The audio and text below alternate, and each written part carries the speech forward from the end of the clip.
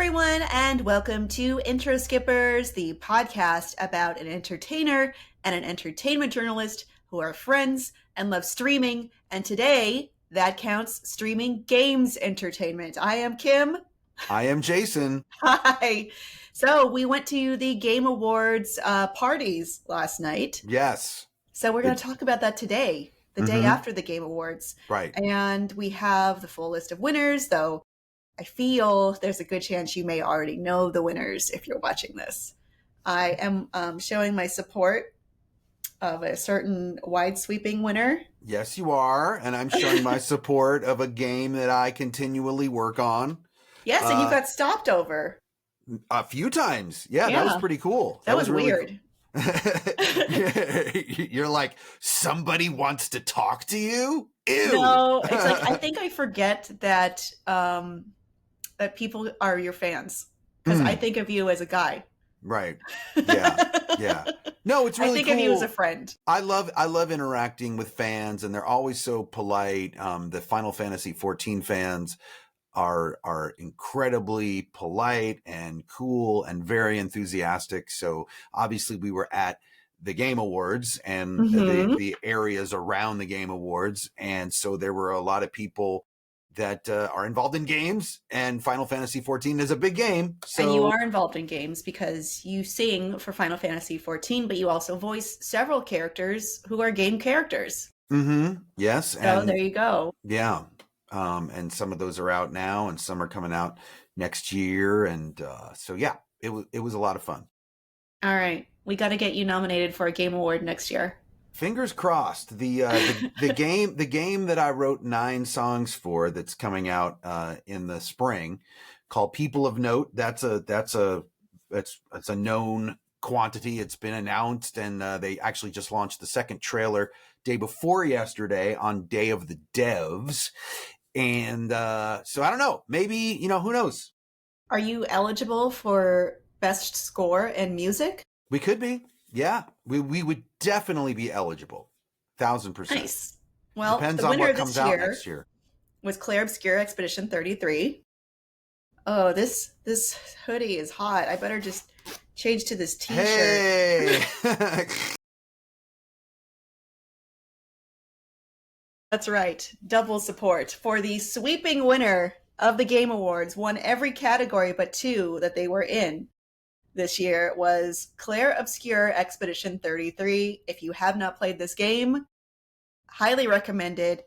I did hear some people talking before the Game Awards saying, you know what, I'm not really clear on whose year it is. And I thought that was silly because it was Claire Obscure's year. I thought it was. And then it turned out to be, because this was a huge achievement in gaming. This was technically an independent game. It's a game that made me question, what is the definition of an independent game? Because this game looked and it felt like it had huge studio backing, even though it didn't. So I wonder, is the definition how many people worked on it? Is there indeed a big publisher behind it? I mean, or rather the lack of a publisher behind it? I'm not exactly sure, because when I think of an indie game, I don't think it looks like Claire Obscure. I feel like it has to do with budget, probably. So clearly they did a lot with whatever their budget was. It's probably down to budget and manpower. So, and what I know is, for example, well, first of all, I was told last year that Claire Obscure Expedition 33 would win every award. I was told that like a year ago. They're like, Expedition 33 is going to win every award next year. Like, it's going to win Game of the Year. It wasn't out a year ago. No, well, okay. Who are you talking to? An insider, a gaming insider who maybe saw like a demo. I can't tell you how many insiders I've talked to who were dead wrong about whatever hyperbolic message they had. Right. Well, that insider was clearly dead right. Hang on to them. Yeah, I'm hanging on tight. But anyway, for example, the game that I'm working on right now, People of Note, and the only reason why I know this distinction about indie game versus major studio game is our game was developed by an indie studio called Iridium Studios, but it's published by Annapurna. But we Hmm. are still considered an independent game. So that's why they Yeah. premiered us in Day of the Dev. So you can be an indie studio and still be published by a major game publisher, Yeah. and That's still be considered indie. truly, this is the first time that I've really questioned what it is to be indie. And I've been to indiecades and indie events, and I played indie games, but I've thought, what is the true definition of an indie game? And I guess they're getting so good now that it's harder to use lines you may have used as guideposts before, or at least for me. Right. Yeah. I mean, But that's happening really across all media if you think about it, because when Billie Eilish won Album of the Year, mhm. she had recorded her album in her brother's bedroom. Really? He's Yeah, very talented too, though. he is. But that entire album was written and recorded in her brother's bedroom. And if you think about like how much more indie can you get, yet it won Album of the Year. So And you know what? Billie Eilish's mother is a well-known video game voice actor as well. She played Samara in the Mass Effect series. wow, It I didn't all even know that. I connects. didn't even know that. Yeah. It's funny that Billy and Phineas are so famous for not video game voices, but their mother is famous.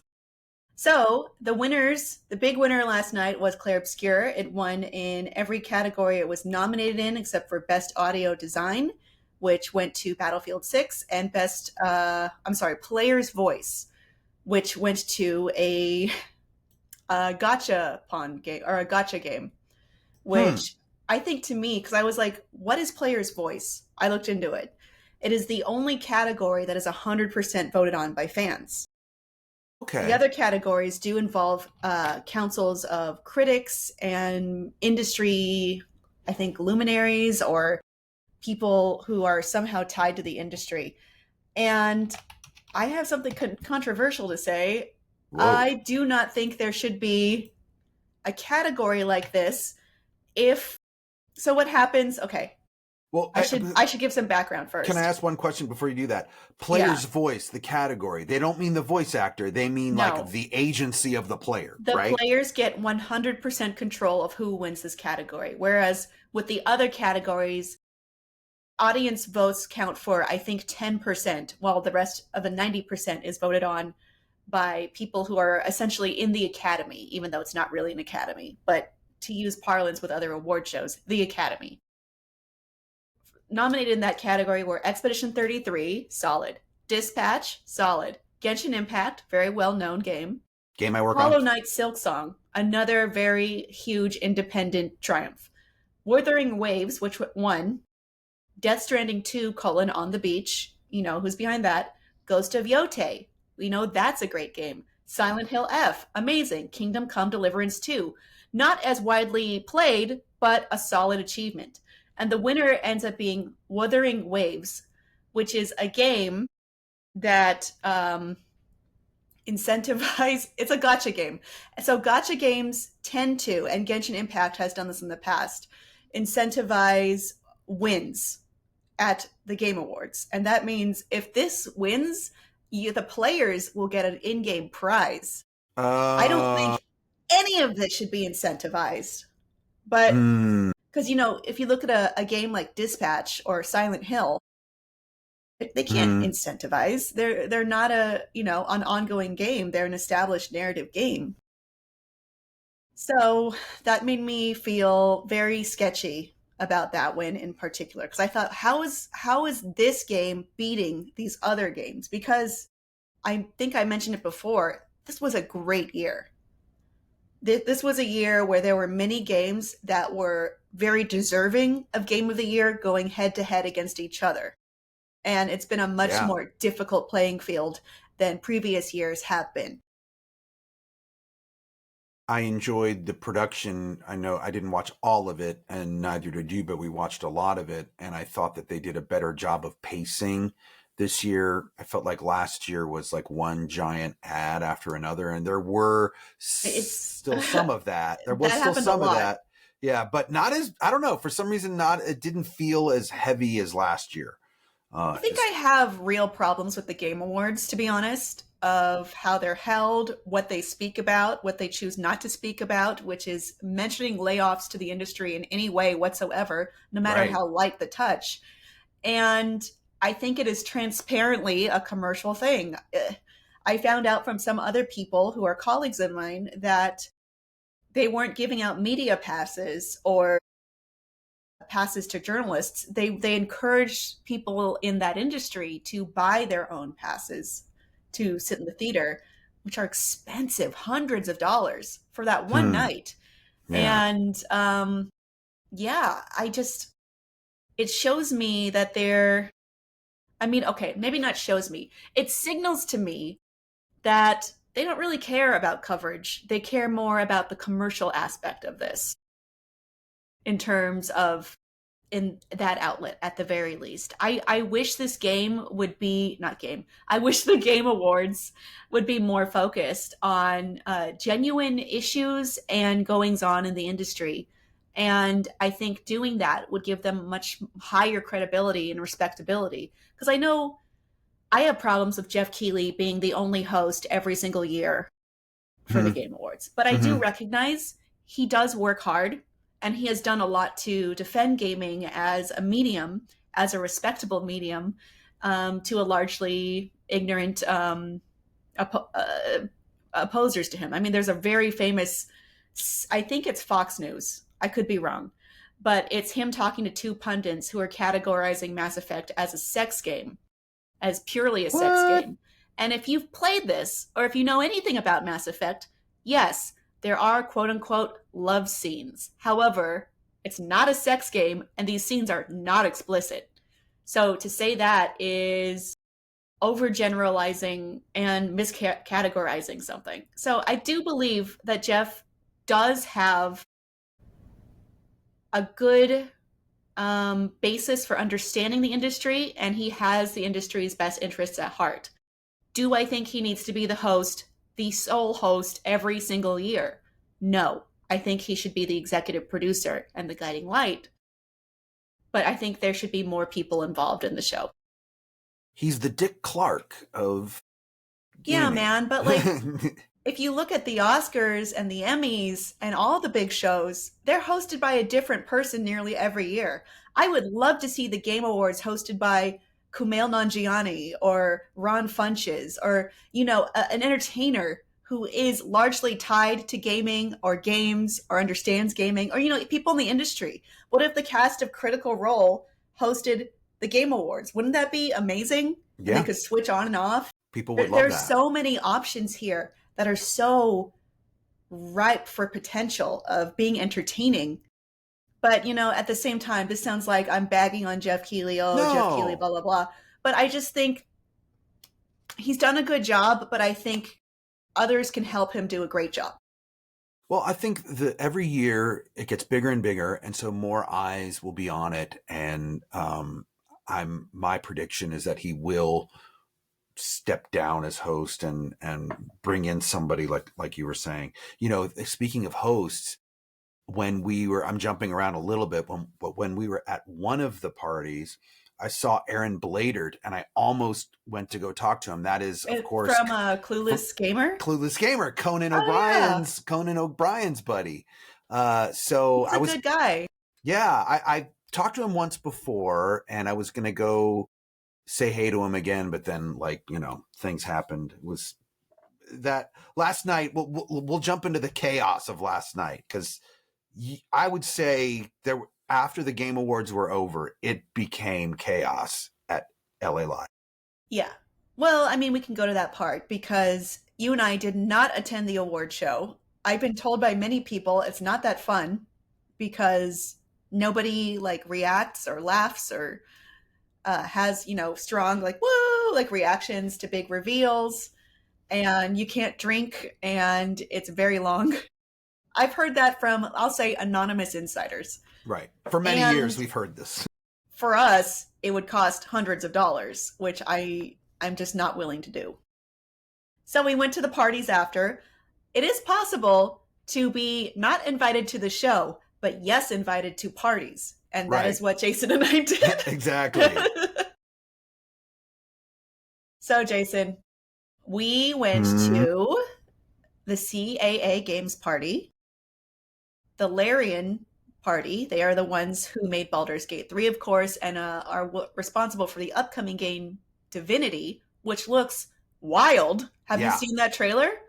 I Oh have. my In word. fact, I talked to somebody at the party who worked for Larian about the trailer, but we'll get to that in a second. I had to cover my eyes. Well, yeah, we will get to it. Yeah. Because even he was shocked that they let them play that trailer. It was so gross. If you haven't seen that trailer, you got to check it out. But if you're squeamish, maybe think about not watching that trailer. Okay. And then we also went to a party for our good friend Erika Ishii, who was nominated for Best Performance. Best Performance. Yeah.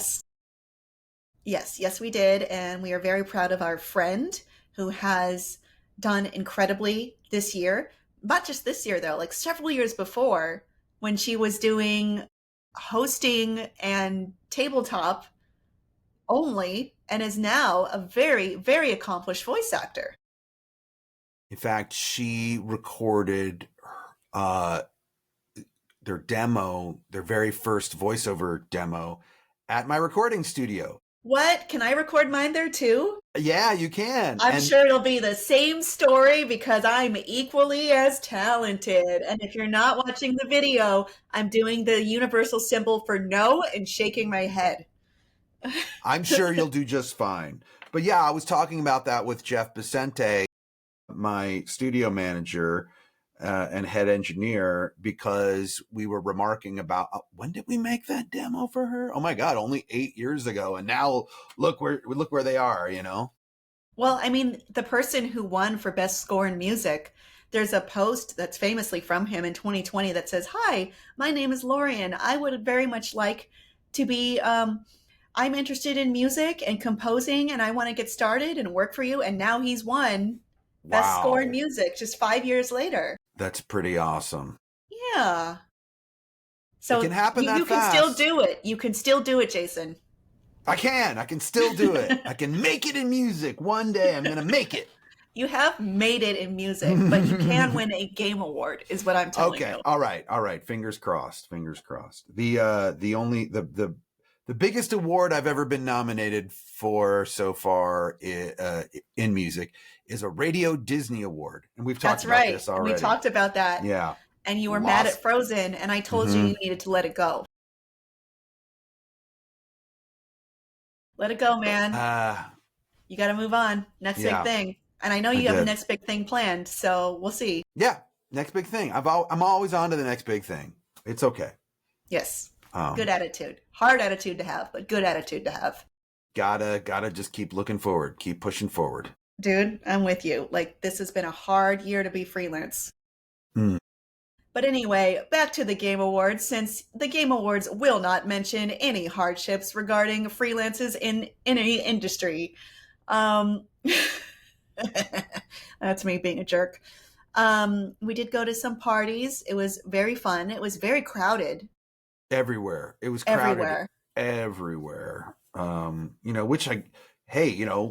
Hats off to the popularity of the Game Awards. But I think I got booked to host a charity show. Yeah, and I got invited to several other events, and maybe I might be doing music for some other thing now. So I mean, it was worth it to go down. It was productive for work. Yeah, definitely. Even if I don't get paid to do a charity thing, I'd still like to do it. If I believe in charity, which I do. Good. That's always good when your beliefs match up with the charity you get asked to do something for. I won't do it if I don't believe in it, period. I mean, I think people can tell when I'm being not 100% forthright because I'm just less enthusiastic. And I think it's clear. If you watch me, it's always clear. But yeah, it was really cool. I met a lot of really kind, cool people from different parts of the industry. Jeffrey Wright was there. Yeah. And I had to tell you. You got a picture with him. Yeah. No, I took a picture of us and he was in the background, but sure. Yeah, just like that other pic I took with Santa, and Santa's in the background, and that's my Christmas card. There you go. Santa on a budget. Well, Jeffrey Wright was one of the stars of Dispatch, and so he had every right to be here with his son and who he presented an award with. So it was really cool because I admire him so much as an actor, but I didn't like run up to him and fangirl because that is not a cool thing to do at an industry party. No. Just heads up, if you're invited Yeah. to an industry party, just be normal, treat everyone like it's normal. Don't be a fangirl. Even if you really want to, don't do it. Be cool, man. Be cool. Yeah, what's that rule? Play it cool. And then we went to Larian. That was incredibly chill. Very nice. Yes. Yes. I met another freelancer at IGN who I didn't know before. Right, the New York-based one, right? Yeah. Well, it's they work on the video game side in reviews in print, and I work in the entertainment side in not editorial, features in video. So they're like completely opposite ends. And I'm in LA and they're in New York. Right. Right. And yeah. Oh, what was cool about him though is that he was at the Tokyo Game Show and game tested, he play tested rather Your game. people of note, and said that that was his favorite game at the Tokyo Game Show. So I'm like, yes, awesome. We're looking good. Looking good, everybody. Looking good. We're on the road to getting a nomination for next year. Mm-hmm. We're gonna do it. Not right. If you let me manage you. We're putting it out there. Yeah. All right. We're putting it out there in the universe. Yeah. Yes, yes. I consider your win to be as valuable as a win for me. And that's why I'm saying we. Yeah. This is a game that I've been working on since 2019. I helped make the first demo for the game's creator, who is also named Jason Wishnoff. And you did. Yes, that's right. Tim. We talked a little bit and I said, you're cool. Let's be friends. And now we're Instagram friends. Great. There you go. I made Instagram friends with several people last night. There you go. Yeah. But so in 2019, we worked on a demo that then made it, helped get Annapurna to sign on and fund the game. December of 2019 is when it was approved, and we'll all know what happened in 2020. So that actually gave me a job in 2020, which I will be thankful for forever. I did have voiceover jobs that year too, but the writing and recording the music for People of Note starting in 2020 is really what kind of kept me afloat anyway. So super thankful for that. I worked in the games industry in 2020. I worked for a mobile game company, and I was a host I was the host for like one game specifically, but then other games like more generally. And I helped put together campaigns for social media and other video content. So now I've been on both sides of the industry. And I think I'm better suited for this side, to be honest. Okay. Yeah. I could see that. I'm not great in corporate settings. I've told you I got in trouble when I worked at Twitch corporate for making jokes about Jeff Bezos that only I thought was funny. Yeah, weird, right? Not a culture fit. No. That's okay. Not everyone's meant for everything. In fact, quite the opposite. You're meant for very few things in the grand scheme of things. But back to the Game Awards. I also met someone who used to work for IGN and is now working in the games industry. And I've noticed quite a few people from different outlets like also GameSpot and Polygon and many of the major outlets. A lot of the journalists end up eventually working somewhere in the games industry.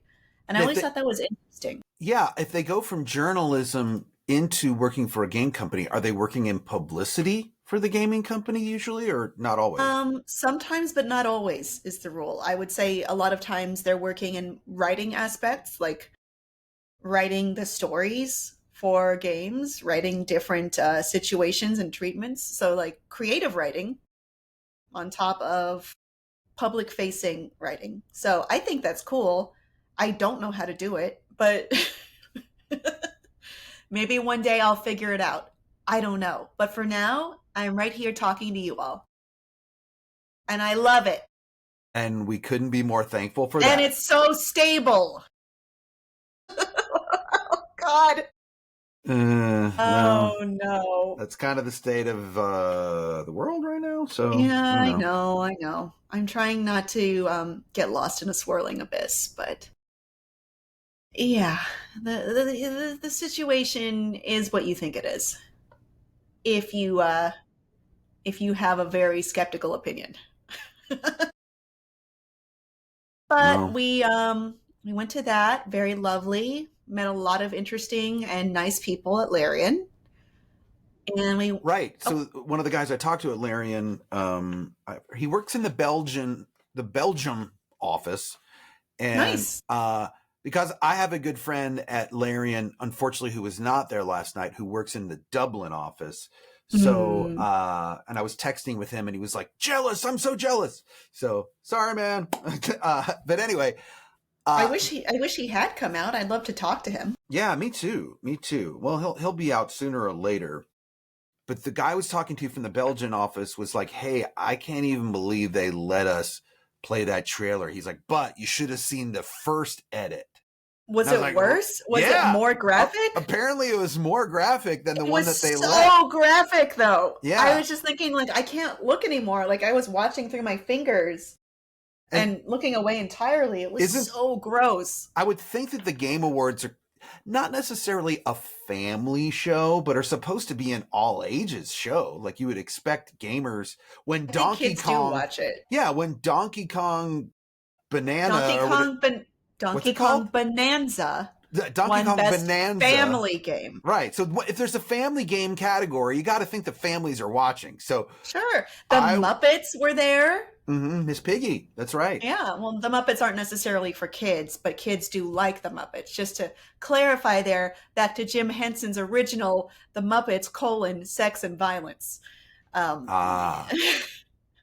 got a much more subversive, tongue-in-cheek kind of point of view than it gets credit for. Well, it brings me back to the weird portrayal of Jim Henson in the Saturday Night movie, but I'll never get over that. I can't either. I really can't. Yeah. Poor Jim's legacy. Poor Jim. Anyway. But, yeah. So, yeah, what a crazy trailer. You got to check it out. But if you're squeamish, like Kim said, maybe skip it. It first seems like okay, and then it quickly spirals into this is one of the grossest things I've ever seen or even imagined, or I've never imagined in my life. It's pretty gross. Body horror is what I'll say is the closest nondescript way of describing it. Yeah. It's gross. Yeah. Anyway, good job, Larian. Larian, keeping it gross. That's their new slogan. Well, Baldur's Gate is hardly gross. And it won an award even. Yeah, for best community support. Which, unfortunately, the game that is near and dear to my heart, Final Fantasy XIV, was also up for that award. They have a great community. They have incredible community support, which is why they were nominated. But I'm sad they didn't win this year. Of course. Well, there were so many worthy nominees who didn't win. You know, like our friend Erica, who pulled an incredible performance, but was amid other incredible performers. This was a great year. Mm-hmm. This is an exciting year. I mean, if not kind of predictable what would happen, but I would just say the talent levels were so high. I agree wholeheartedly. And we celebrated Erica and their achievement, and that was the end of my night, at least, besides limping away in my 2 high heels, which I should not have worn, but you know, it's a party. What's a party without extensive nerve damage to your feet? Am I right, ladies? I feel so foolish. Well, yeah. We learned a tip from Trisha Hirschberger. Which was bring flip-flops. Well, flip-flops. I didn't. I might buy a pair of foldable flip-flops. I saw some on Etsy that I was kind of into today. Foldable? That's pretty cool. So you could even and they fit go in them a little in a clutch. You can fit Yes. them in a clutch. And a little Nice. pouch so that they're like not getting anything dirty. Great. And yeah, and made by an independent person, which I do like. We need more of that. Yeah. I really like not participating in massive consumerism if I can avoid it. But that's again way off topic. Can you believe this show that you and I made got off topic several times? What? No way. We're always laser focused on the topic. Yeah, okay. Well, if you haven't picked it up yet, this is a hangout show, Mm-hmm. not necessarily an extreme point of view show, No. which I am capable of doing, but that's not what this is. I ran into a fan of the show last night who suggested that we lean more into the hangout of this show. And I think, I've also gotten that feedback, yeah, and I so didn't tell you. maybe we need to do that. All right, I'm gonna try and prepare some other stuff for you that is not exactly focused on the topic at hand. Why And then not? we're gonna make these podcasts 3 hours long. Do you like that? No. No comment? I don't know if we're ready for 3 hour long podcasts. Though I Maybe do not. listen to a few that are extremely long. Like Blank Check with Griffin and David. So long. But so good. I mean, we all do our own thing. Yeah. You know, there's no particular path you have to follow. I say that sometimes when people ask me how I got to where I am in the industry, or how did I get a job in gaming and then out of gaming and then like doing all these, like I do cool things that I'm shocked that I get to do. And the answer is I don't know. I don't think any one path is replicable. Like No, look at it's what not. Erica did, where Yeah. Erica was on Twitch and hosting a Geek and Sundry and like occasionally doing tabletop. Now it's very high profile tabletop and just high quality voice acting. And you never know what's going to happen. I think you just have to follow what you want to do, prepare, and when there's moments of good luck, take them. That's all I can say. Yeah. Work hard, and the harder you work, the luckier you will get. Mm-hmm. It's so hard to go any more detailed than that. And I think that people will see your value. Yeah, and your enthusiasm, hopefully. Yeah. Yeah. Hopefully. So just do it.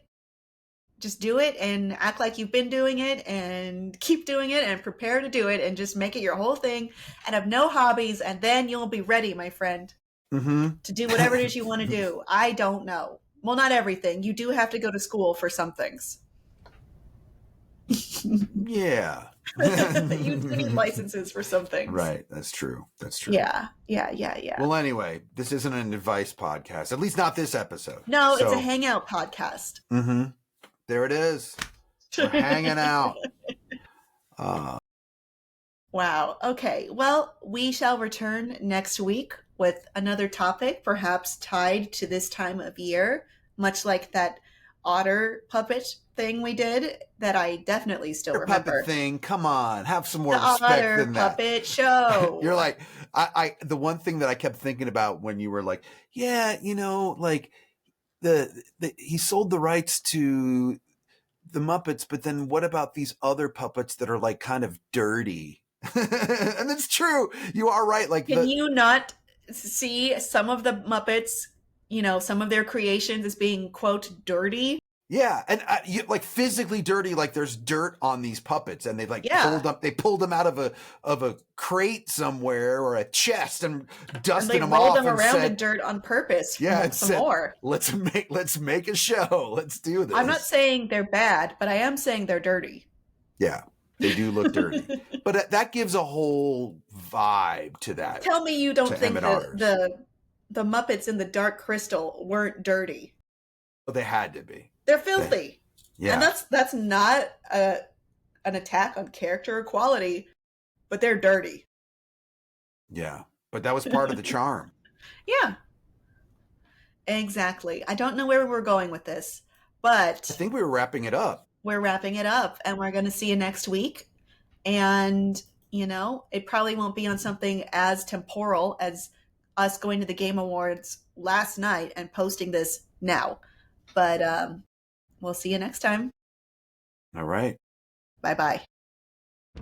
Intro Skippers with Jason Charles Miller and Kim Horcher is produced and edited by Kim Horcher and Jason Charles Miller. The name order doesn't really matter. Additional writing by Kim Horcher. Theme song and incidental music by Jason Charles Miller. Take it away, me. You can rate and review this show, 5 stars only please, anywhere you'd like, and you might find your review read on a future episode. Got a question? Email us at introskipperspod@gmail.com. That too could be featured on a future episode.